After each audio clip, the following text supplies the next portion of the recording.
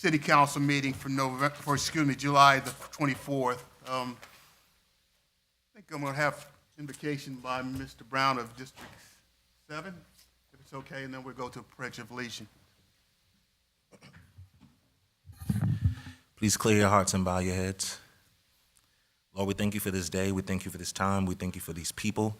We thank you for the people of this city. We thank you for everyone that makes the decisions. Lord, we pray that you guide us, lead us in our hearts to make the right choices. In your name I pray, amen. Amen.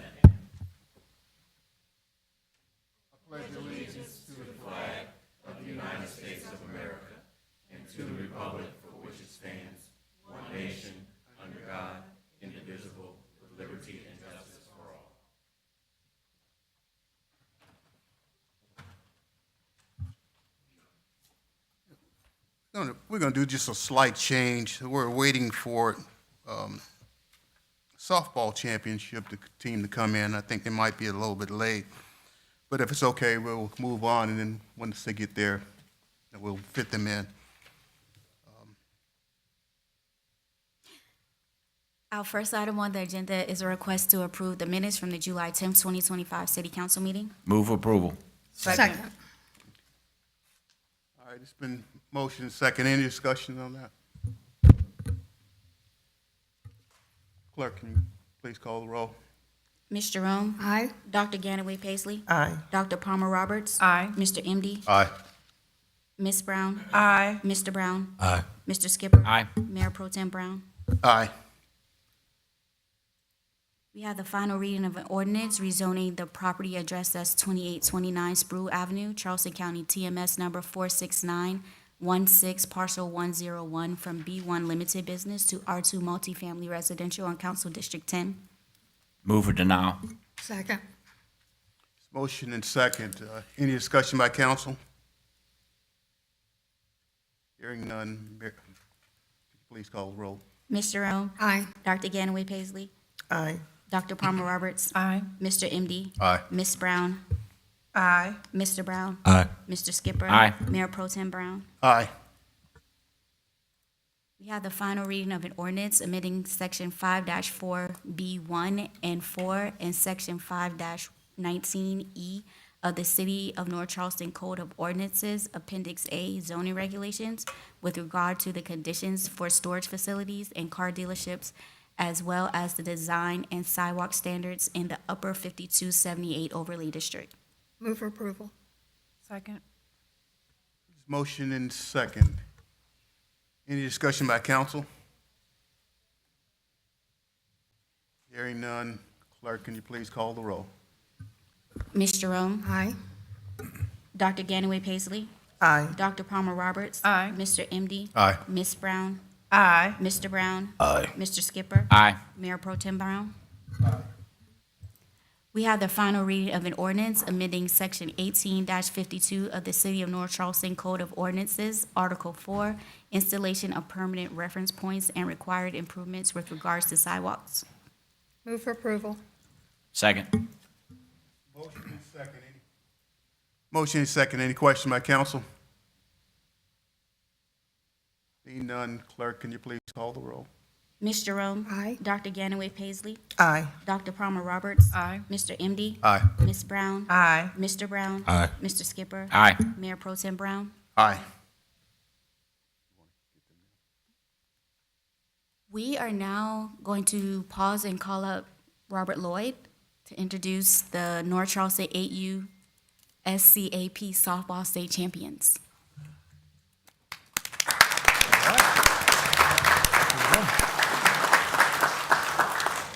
Thank you very much. Thank you very much. Good evening, council members and fellow residents of North Charleston. Tonight it is my pleasure and honor to stand before you and recognize an incredible group of young athletes who have made history and made us all proud. The 8U North Charleston All-Star Softball Team, who are now officially the 2025 South Carolina Athletic Program State Champions.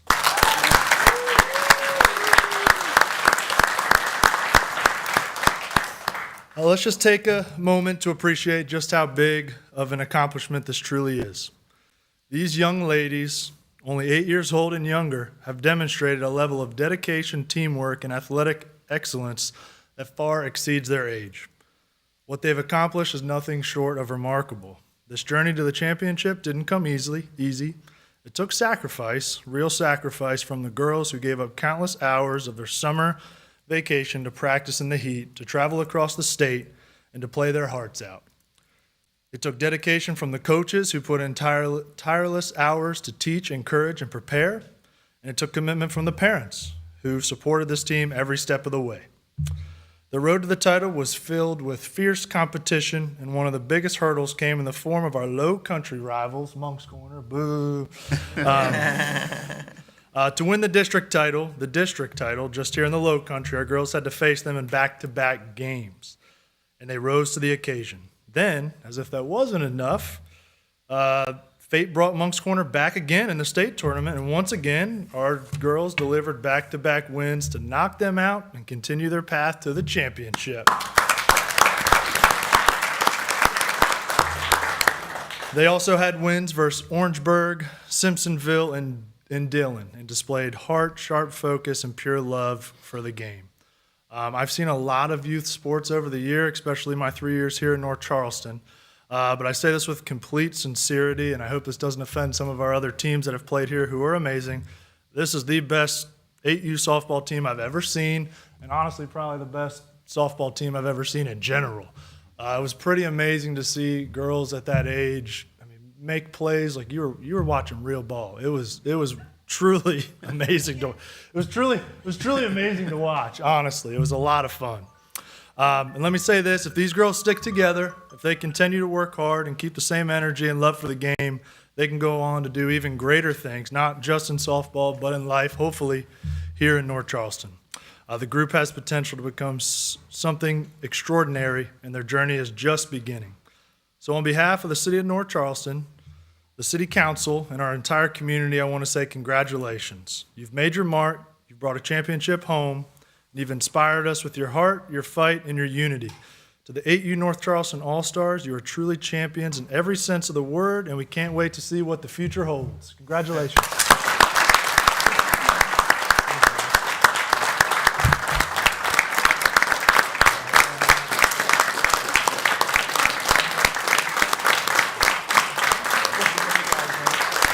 Robert.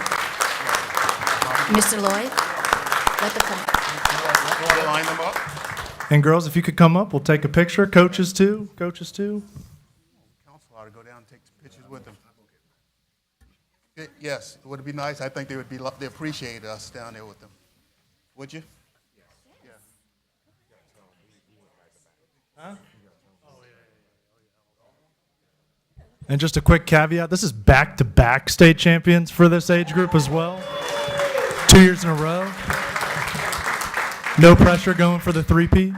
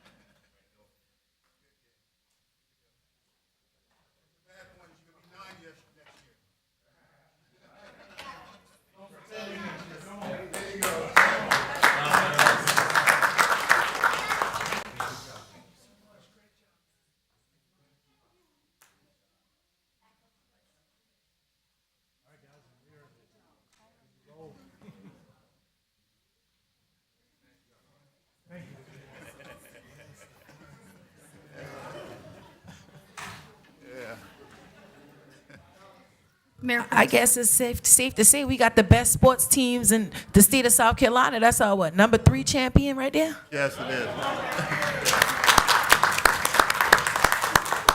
Mayor Pro Tem, I think we owe Councilman Skipper a round of applause. If it wasn't for him, we would not have softball in the city of North Charleston Recreation Department.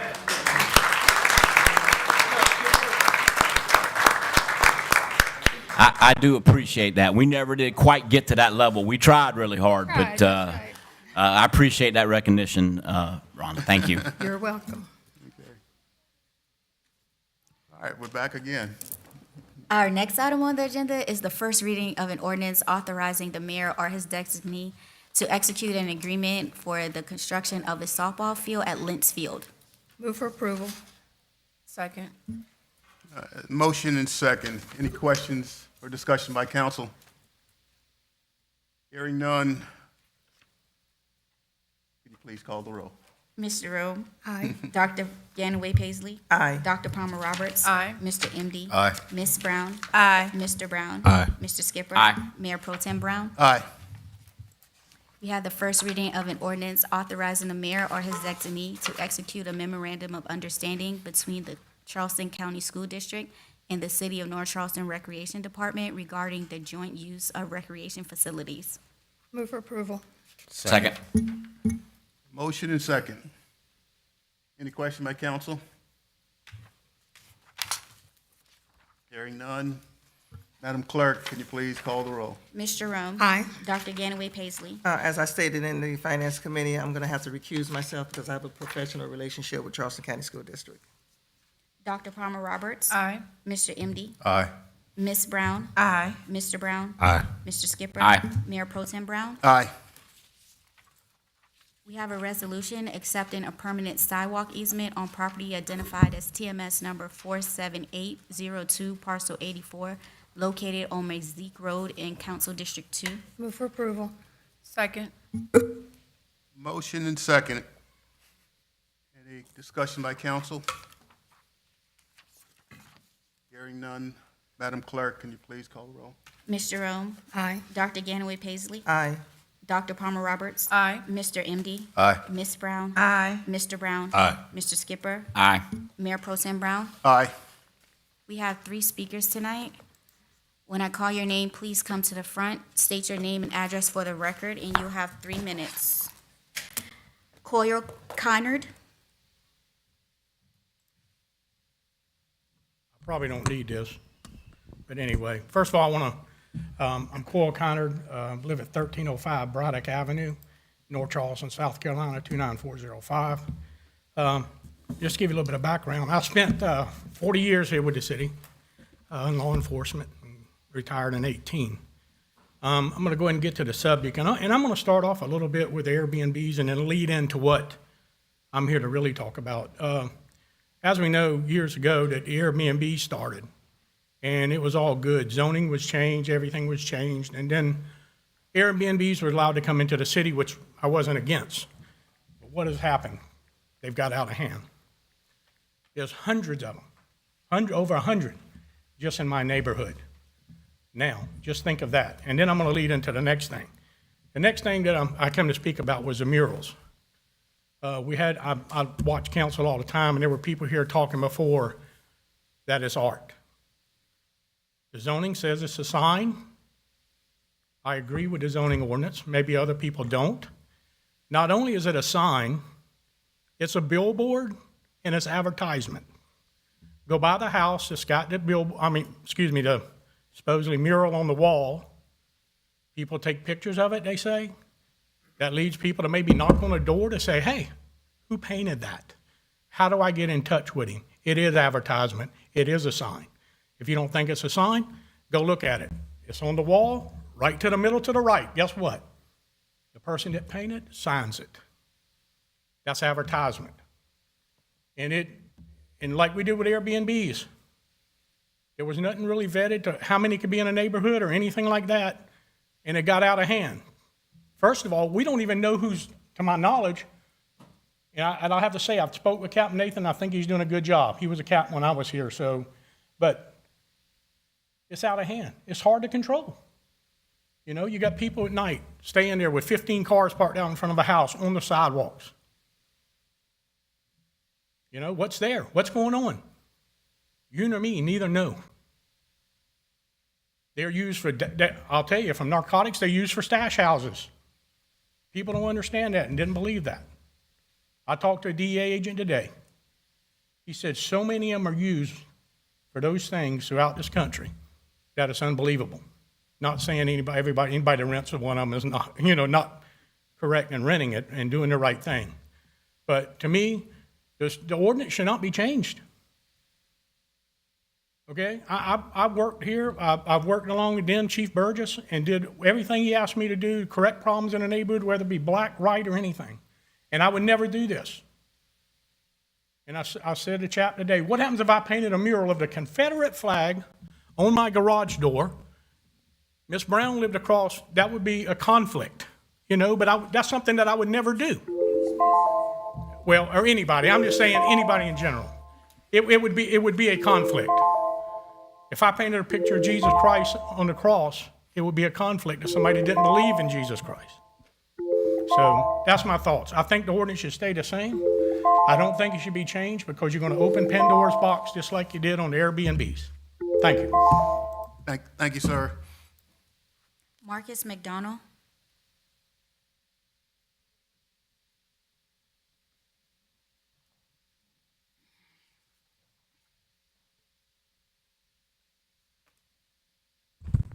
Hello, my name is Marcus McDonald. I'm lead organizer of Charleston Black Lives Matter. Mr. McDonald. What's up? And my address? No, sir. Yes, sir. Your address, will you? 63B Ash Street. Yes. Yeah, and I'm here to speak on specifically calling for justice for Lil Man, the Palmetto Rose artisan, and the black teenager who was physically assaulted by North Charleston police officers last week. It's something that's been an ongoing issue with Palmetto Rose artisans, not only in North Charleston, but city and Somerville. They're not being protected. There will be a list of demands sent to you all's emails in regards to calling for justice, not only for this one issue, but for the overarching issue of what type of opportunities and resources we're going to give our black youth, because a lot of times we try to criminalize them, say they can't go into the malls or these certain other streets or places, but we don't give them the resources and the opportunities, like some of the teen club ideas that we've talked about in the past. They haven't been built. They just remain ideas, a lot of them. And that's not to say that a lot of good work hasn't been done, because there's a lot of work being done in the city. But I think that North Charleston, the city of North Charleston specifically, can be an advocate for these children. And not only advocate, but there's hundreds and hundreds of events that happen in North Charleston throughout the year. These Palmetto Rose artisans can be contracted out through the program that they have with Eric Jackson with the city of Charleston. There could be some type of collaboration like that. They put funds into their pockets and just gives them the more resources. There's a lot of local businesses that said that they're willing to offer their space up and also offer them financial literacy classes. So you have community members from North Charleston and surrounding areas that would support. But I think really if North Charleston as a city would take a lead on garnering that support, that would be huge, and providing resources for this program. So that's why I come here to say, again, there'll be some more demands that will be shared with y'all via email. I encourage y'all to continue the conversation with not only myself, but others who have been reaching out to you, calling for justice for Lil Man, and trying to avoid any situations happening like this, regardless if you're selling roses or you hanging out at the mall. You shouldn't be brutalized by the police for just hanging out. It's not a crime to hang out. It's not a crime to be your friends and just enjoy having your summer's day. So, again, I encourage y'all to continue this conversation. Let's continue some of the conversation we've been having and actually put some resources behind it, like a youth club, like a youth entrepreneur center, and things like that. So, again, y'all be receiving an email from some folks who are staying in solidarity behind me. And yeah, that'll be it. If you have any questions, just let me know. Thank you. Thank you, sir. Carlos DeVoe.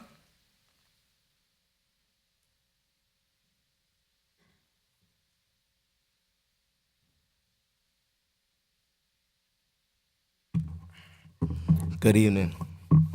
Carlos DeVoe, 5215 Stonewall Drive, Somerville, South Carolina, 29485. All right. Good evening, Mayor, council members, and community members. My name is Carlos DeVoe, and I stand before you today with deep concern and frustration about an incident that took place right here in our city. An incident that could have ended tragically. A 15-year-old boy was falsely accused by a Circle K employee who called the police and gave misleading information. As a result, the child was met by law enforcement with aggression, treated not as a child, but as a threat. This is unacceptable. We are here to ask the question no one seems to be answering. Why is the employee not being held accountable for making a false report? False information to the police not only is dangerous, it's a direct threat to the safety of our children, particularly black boys who are too often viewed through the lens of suspicion instead of humanity. We've seen this pattern too many times. Young black boys criminalized in a matter of seconds, judged before being heard, and punished before being protected. Law enforcement has a duty to judge before being heard and punished before being protected. Law enforcement has the duty to assess, not assume. A 15-year-old boy should not be fearing for his life because of a lie. What messages are we sending to our children? When adults can lie, trigger a dangerous police response, and walk away without consequences. We demand transparency, accountability, and change. We want to know, has the employee been investigated? Will there be consequences for the false report? What steps will be taken to ensure law enforcement use better judgment when responding to calls involving minors? This is not about one boy or one incident. This is about a broken system that continues to fail our youth.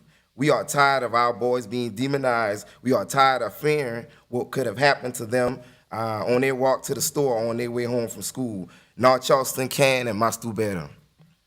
This is not about me and the community leaders are willing to work alongside city agencies, law enforcement, and community partners to create safe spaces for our children, especially those with entrepreneurial mindsets. These young people are leaders, creators, and visionaries. They deserve mentorship, opportunity, and support, not fear and harassment. We are ready to help bridge the gap between law enforcement and youth to provide training, programs, and real engagement, but it starts with accountability. It starts with justice. We urge City Hall to stand with us, not just with words, but in action. Protect our youth, hold adult accountable, and start treating our boys like criminals before they're even given a chance to be kids.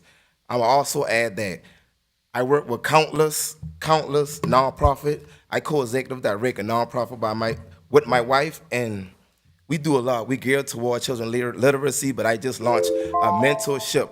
And my thing is to help keep the crime down, help our boys stay out of trouble. But it's also for me to keep them safe from anybody. It's not just them against each other. It's not just about gun violence. It's about y'all. We expect y'all to protect our boys. So when someone can pick up the phone and lie and fabricate and make law enforcement just come, obviously she was wrong and he was wrong because of the swift actions that took place. He got demoted, she got fired. So we don't have to argue whether it was who was wrong. All we asking is for, are y'all going to further the investigation for her to be charged? Or tomorrow somebody going to pick up the phone and lie again? 3 minutes up. All right, thank you. Thank you, sir. Thank you. Mr. Mayor Pro Tem, Yes, ma'am. Dr. Ganaway Paisley, I want the people that came before council tonight to know that I hear your concerns, and I know your concerns I want you to know your concerns are not just heard, they're felt. I will make sure that I am here as your representative to be held accountable and to reassure that we do what we're supposed to do as city council members to make sure that our city is safe and those who are protecting us with justice and fairness and equality. I'm not here to dismiss or deflect. I'm here to respond and to act and to be held accountable as well. Any more other comments from council? Not. Council meeting, yeah, adjourned. Meeting adjourned, yes.